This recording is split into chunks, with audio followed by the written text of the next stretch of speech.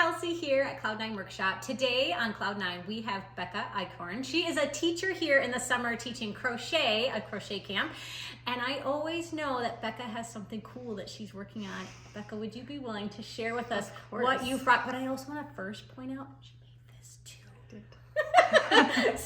So many fun things. We're excited to see. What have you brought with you? Well, I have brought with me today a flock of chickens. I love them. Remember from our summer day crochet. Oh, wait a minute. There's the mama.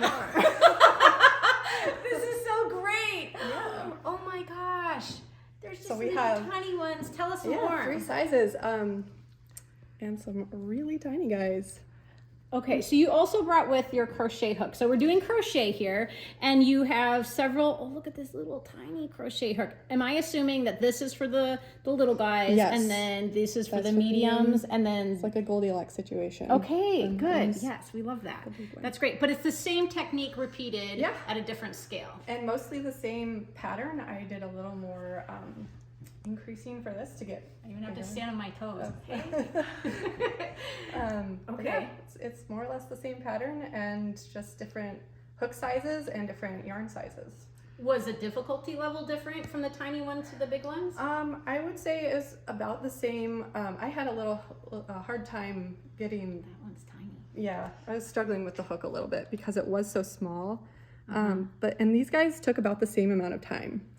These two. This took a lot longer, but How many of these have you made? Others of these? yes. So I started making these over the summer for our summer day crochet camp, and then I just couldn't stop. It was a lot of fun, and I probably made around 5 to 10 of these guys, 5 to 10 of these, and then only 2 of these because they took so much longer.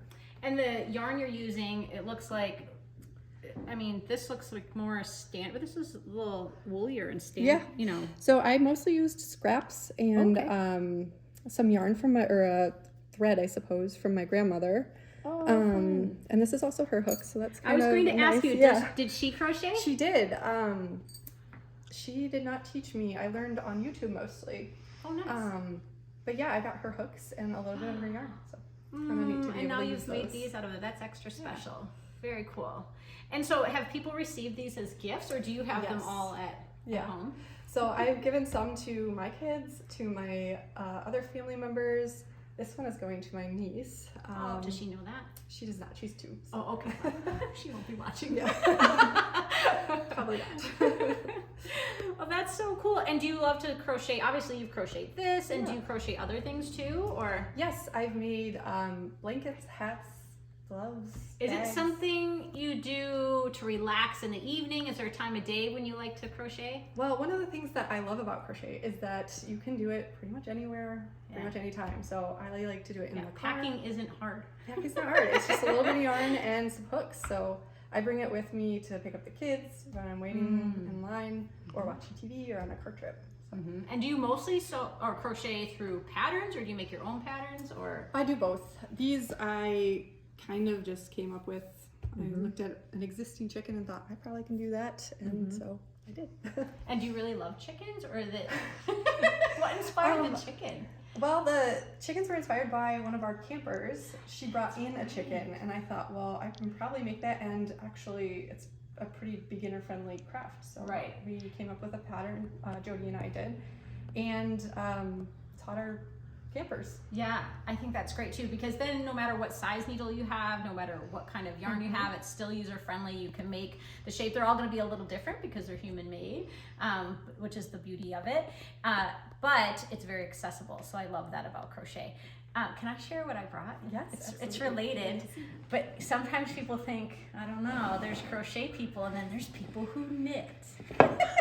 So I've done more knitting than I have crochet. Now these are very, not as refined as this, so very rough projects. So I've got 2 balls of yarn here, bright colors. What I'm doing though is I'm making kind of like a sampler blanket. So there are all these squares that in theory, when I finish them all, they're all going to make a blanket. But what's nice is that you're trying out different knit stitches each time.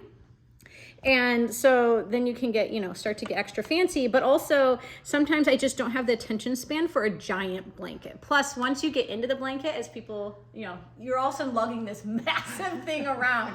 So this is very put in your bag, take it wherever you want. And it's very satisfying because you finish a square. And the book I have, now I searched high and low for a great book because at one point my teenage nephew loved to knit as well.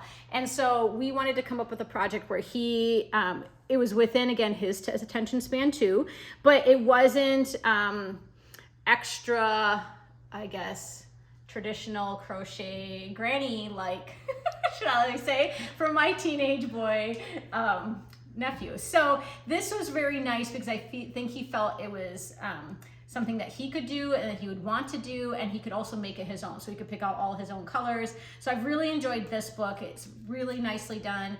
And so I think I just had checked out a whole bunch at the library, and this is the one that I felt that had a lot of beginning pages, but also it would teach along the way that what the different stitches meant. So I thought it was a great introduction. And then what we would do is I'd knit a square for him and he would knit the same square. So we'd work on one stitch together, and then he'd end up with 2 squares for his blanket. So I felt it was a nice thing to share, but like you said, both of these projects are things that you can do at quiet times, you can do at busy times when you need a quiet moment. You can take them on the go. And I think I really enjoy that this is something that has a connection to your family member too. So good times. Well, thank you, Becca. I appreciate you joining us. See you next time.